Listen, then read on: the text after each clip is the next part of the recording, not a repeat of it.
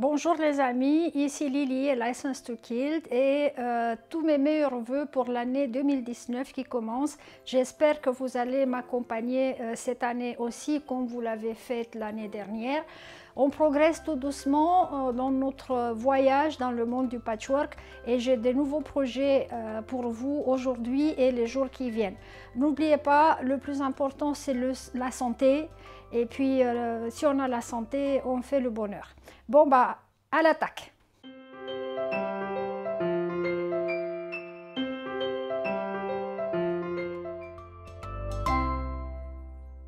Aujourd'hui, on va mettre un pied dans le monde de l'appliqué. L'appliqué, c'est une autre méthode de patchwork. Et j'avais réfléchi longuement pour un projet assez simple pour les débutants et qui puisse faire comprendre le mécanisme de l'appliqué, surtout l'appliqué moderne. Parce qu'il existe plusieurs méthodes pour réaliser l'appliqué. On va traverser chaque méthode dans le temps voulu. Et puis aujourd'hui, on va commencer avec le plus simple, c'est-à-dire l'appliqué au bord cru. D'accord? C'est appliqué avec du papier thermocollant. Et on va fabriquer aujourd'hui un horloge murale, un appliqué, un horloge, un vrai horloge qui va fonctionner en plus, donc et qui peut être une pièce de décoration intérieure dans votre atelier de couture, dans la chambre de la petite ou dans le salon carrément. Donc il n'y a aucun souci, vous allez voir, c'est hyper facile à faire. Pour ceci, on a besoin d'un métier de broderie de celle classique en bois. Voilà, je l'ai juste peint en blanc parce que c'est comme ça que j'ai préféré, c'est pas obligatoire, hein, c'est optionnel. Après, pour le derrière, j'ai découpé dans un emballage, dans un carton d'emballage, j'ai découpé un cercle qui a le diamètre intérieur de mon métier de broderie. Donc j'ai laissé exprès non peint ici ce côté là pour voir que c'était vraiment un colis que j'ai découpé, donc j'ai tiré ça d'un colis. Si vous voulez, vous pouvez le peindre sur les deux côtés, ça n'a pas d'importance ou pas du tout, donc c'est pas obligatoire, c'est optionnel. Il nous faut des chutes de tissu. Ça c'est l'avantage de ce projet là, vous pouvez utiliser des chutes de tissu, des restes qui autrement n'ont plus aucune utilité. Et donc comment vous allez voir si vous en avez assez? Par exemple, moi, je vais faire le fond de mon horloge avec ça. C'est une chute de tissu patchwork blanc, d'accord?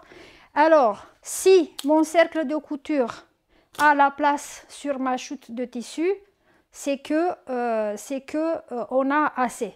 Voilà, donc j'ai mis mon cercle ici et je vois que j'en ai assez.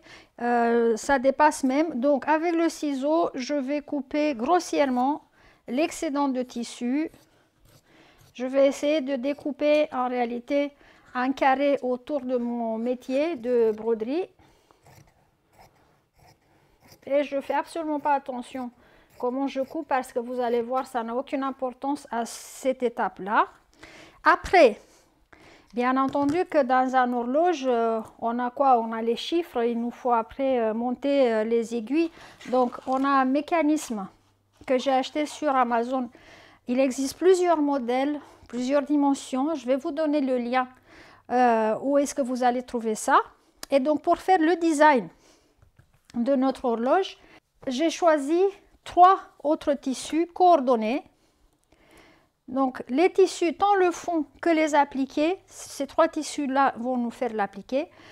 Soit à votre choix, hein. Donc moi j'ai mis du blanc, vous pouvez mettre du noir, vous pouvez mettre tout ce que vous voulez, ça n'a absolument aucune importance du moment qu'à la fin ça va être lisible, d'accord, parce que on veut quand même qu'on puisse lire l'heure sur cette horloge là. Le papier thermocollant pour appliquer, il existe en plusieurs modèles, plusieurs types. Moi j'ai chez moi le papier pour le congélo. Donc le papier de congélation, freezer paper, ça se trouve partout et c'est hyper moins cher. Et puis celui-là, Heat and Bond, Ultra Hold. Donc si vous oubliez comment ça s'appelle, vous pensez à James Bond.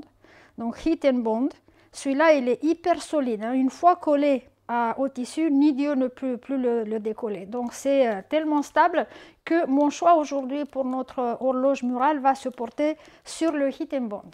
On va commencer par thermocoller le tissu de fond. Donc le tissu de base, c'est celui-là qui va couvrir tout notre métier à broderie et qui va aller même un peu derrière. Avant toute chose, donc j'ai bien vérifié que j'en ai assez. Je vais lui donner un coup de repassage.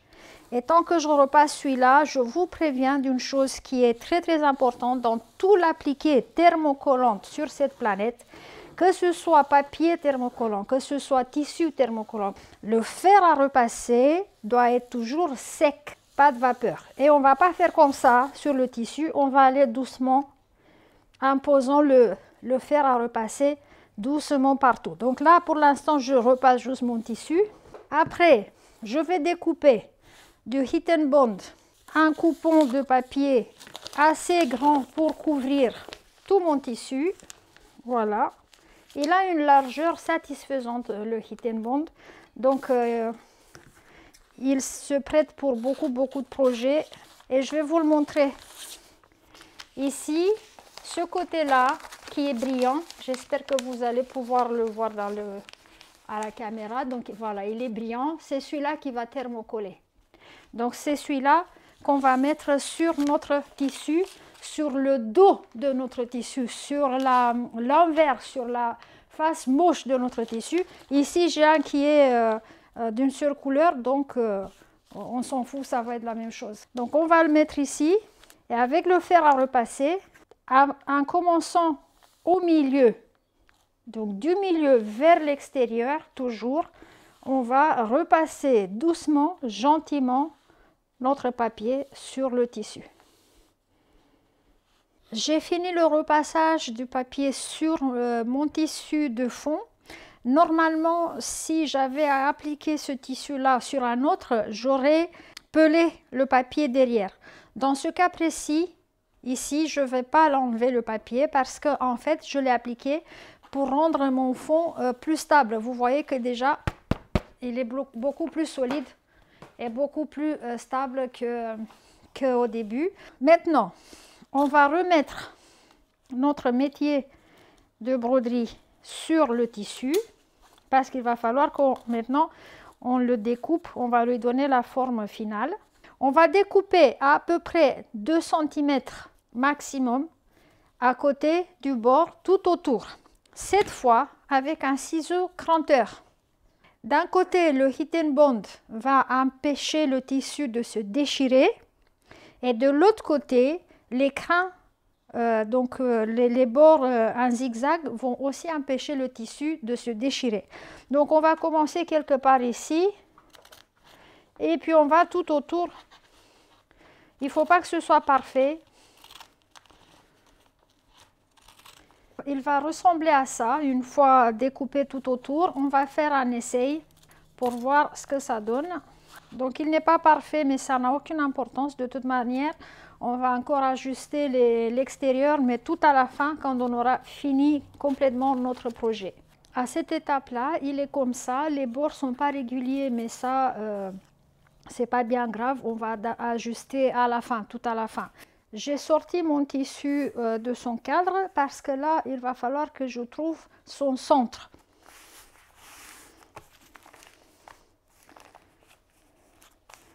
Et ça, c'est encore plus simple. Et quand on le déplie, voilà, on a le croisement ici. Ce croisement-là, ça nous intéresse parce que c'est ici qu'on va implanter le mécanisme. Et c'est d'ici qu'on va compter les heures. 12, 15 heures, 6 heures et 9 heures. OK? Donc notre appliqué doit maintenant indiquer l'heure. On va prendre un tissu au choix. Moi, j'ai choisi celui-là. On va chercher à découper un carré qui rentre dans le cercle, mais pas jusqu'au bout, un peu moins, 2-3 cm moins. On va procéder de la même manière, on va lui coller du Heat and Bond derrière. Et après, je vais vous montrer ce qu'on fait avec.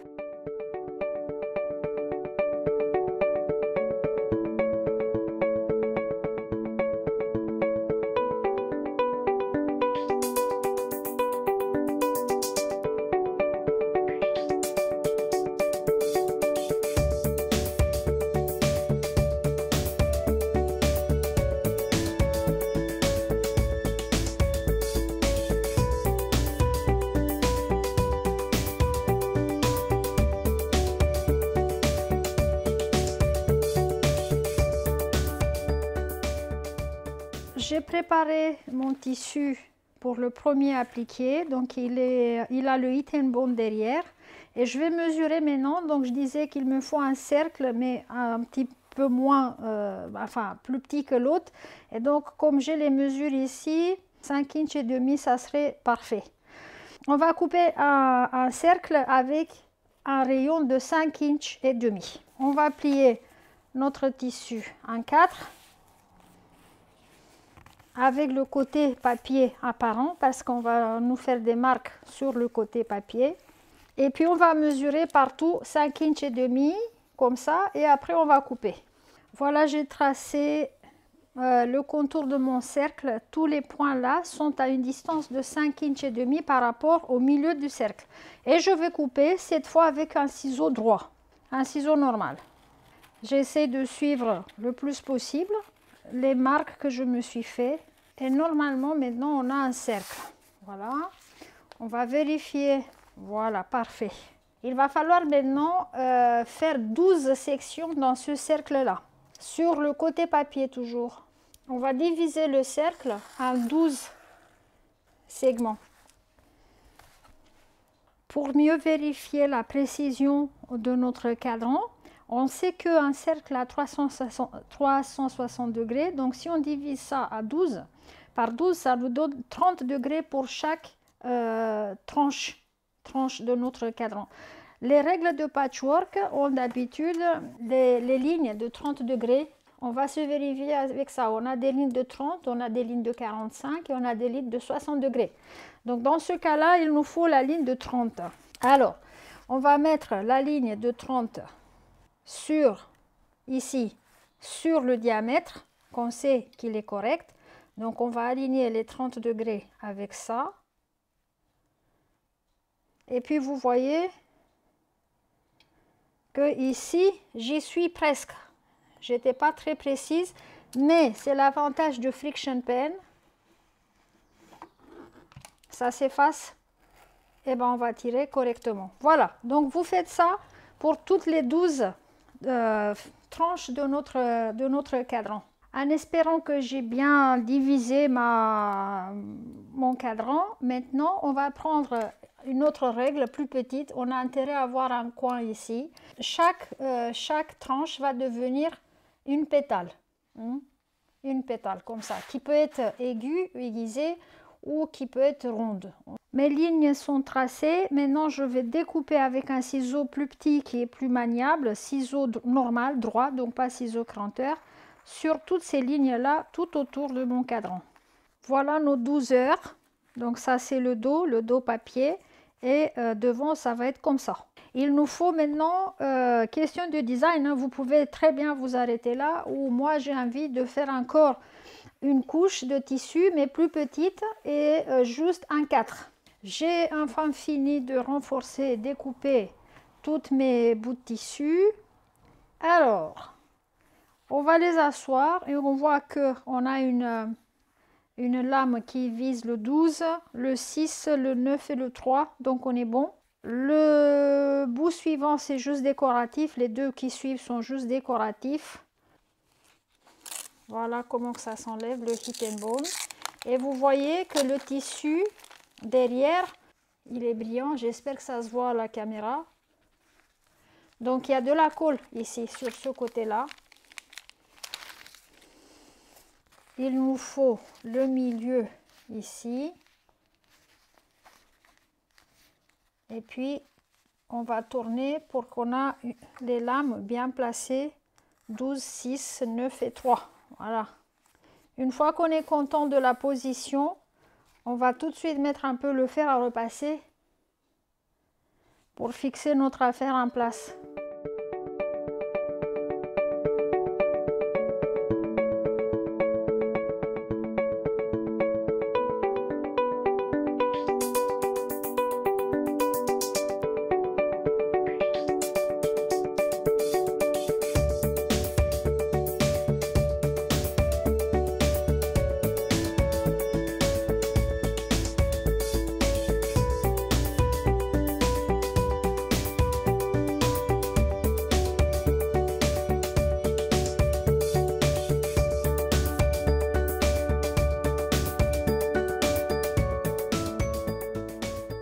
En théorie, mon appliqué est déjà bien fixé en place parce que, comme je vous ai dit, le Heat and Bond est hyper solide. Mais on a l'habitude d'appliquer quand même une couture autour de nos appliqués.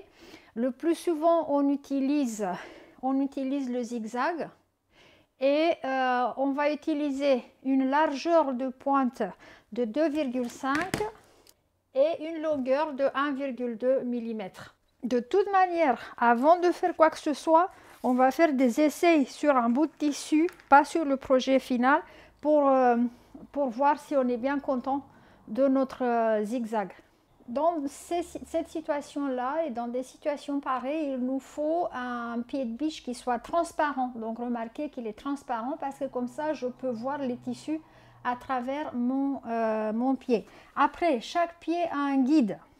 Donc si vous regardez ici, il y a une marque au milieu. Attendez. Là. D'accord? Cette marque-là devra être assise. Elle doit suivre le bord de mon appliqué. Et comme ça, le zigzag va suivre la forme. Bien sûr, on ne va pas vite.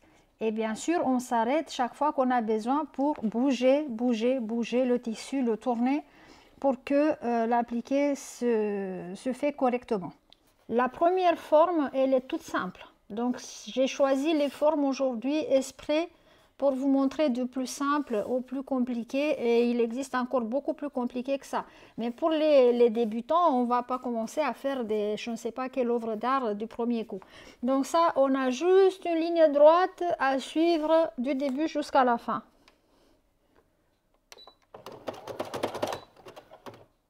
Le bruit que ça fait, c'est le papier qui est en dessous, donc ne vous inquiétez pas.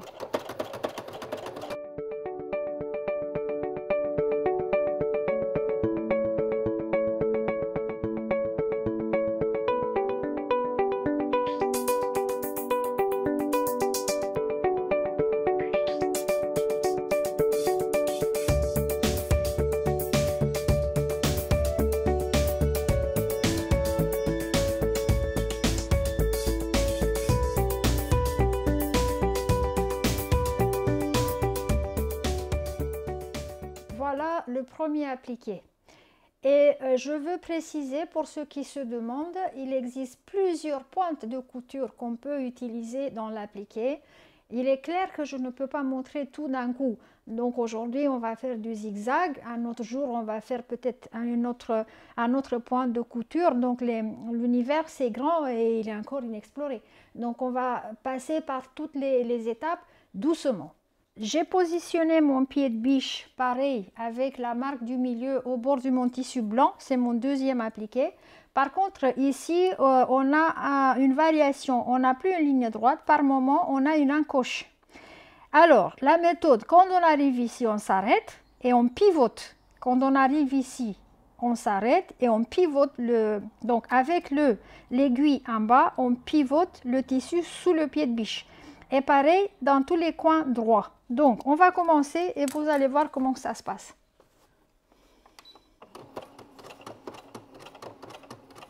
Donc, pour l'instant, je suis ma ligne droite. Et quand mon aiguille arrive ici, stop. On soulève et on pivote. Et donc, on met notre marque du pied de biche sur ce côté-là du tissu. Et on va coudre parallèle à celui-là. Quand on arrive au milieu, on s'arrête et on va retourner, on pivote et stop. Et maintenant, on reprend notre parcours normal. Et on va regarder tout de suite, voir ce que ça a donné. Voilà donc la pointe de zigzag qui suit les bords du tissu. Voilà, dans les encoches. En règle générale, et je vais vous montrer ça avec le pied de biche. Donc, encore une fois, la ligne du milieu. Parce qu'il y a aussi des lignes à côté. Donc, ça, c'est la ligne d'un quart d'inch. Donc, la ligne de milieu, ça nous intéresse à ce moment-là. La règle du patchwork, la loi pour un patchwork appliqué réussi, est que cette ligne-là soit toujours positionnée au bord du tissu. Vous voyez ce que je veux dire? Donc, le pied de biche va aller comme ça. Quand on arrive ici, on arrête, on met stop, on lève et on pivote le tissu pour que la ligne soit de nouveau sur le bord du tissu. On continue, on arrive ici. Quand on a donné le dernier point de couture ici, on arrête et on va pivoter le tissu pour que la marque du milieu soit de nouveau appliquée sur le bord du tissu. Et comme ça de suite. C'est ça qui va vous permettre de réussir votre appliqué. Enfin, un dernier détail important, on ne commence jamais dans une pointe. Hein, jamais. On essaie toujours, dans une ligne droite, on essaie toujours de trouver une ligne droite et on va commencer au milieu de celle-là. On ne commence pas ici ou ici, sinon l'appliqué va être moche parce que vous ne pourrez jamais viser pile. Et puis après, quand vous finissez et que vous devez faire une couture surposée pour bien fermer votre appliqué, ici vous allez avoir un tas de fils et donc le rendu ne va pas être très très joli. Donc vous commencez quelque part au milieu d'une ligne droite qui ne gêne personne. On a fini l'appliqué. Alors maintenant l'assemblage. Donc c'est fini, couture, tout terminé. On va assembler notre horloge parce qu'à la base c'était une horloge. Donc je l'ai retournée à l'envers. Là j'ai bien visé, j'ai fait une marque pour le centre et j'ai pris le carton en arrière et j'ai aussi cherché son centre. Alors on va leur faire des trous à ces deux-là de manière à ce qu'on puisse insérer notre mécanisme dans l'affaire.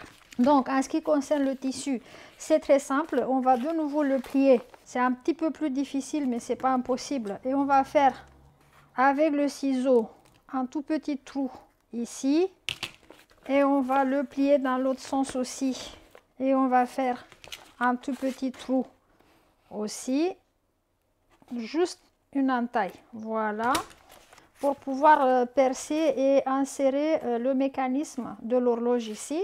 Et donc il va falloir faire un trou. Je vais utiliser le ciseau, c'est pas plus compliqué.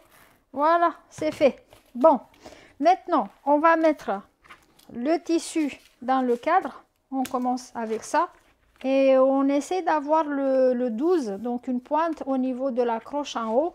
Ça c'est quand même important parce que sinon on aura l'heure je sais pas où.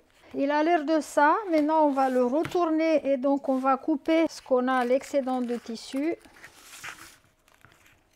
et on va appliquer le carton à l'arrière. Voilà, hein? Donc voilà, c'est stable, c'est solide. Et maintenant la preuve ultime, c'est le mécanisme, l'insertion du mécanisme. Après m'avoir creusé un petit peu la tête avec le mécanisme, en fait c'était très très simple, mais suivez les instructions, c'est toujours mieux. Il est 4h moins 5 chez moi actuellement, donc vous voyez bien que mon horloge fonctionne. Il est 4h moins 5 et j'espère que ça vous a réveillé l'intérêt pour ça, pour l'appliquer. Et on va explorer plus la prochaine fois, ou enfin dans les épisodes suivants. Donc moi je m'arrête ici maintenant les amis. Encore une fois, meilleurs vœux et tout ce que vous voulez accomplir cette année 2019. J'espère que ça va être une bonne année pour tout le monde. Et puis à très bientôt. Au revoir.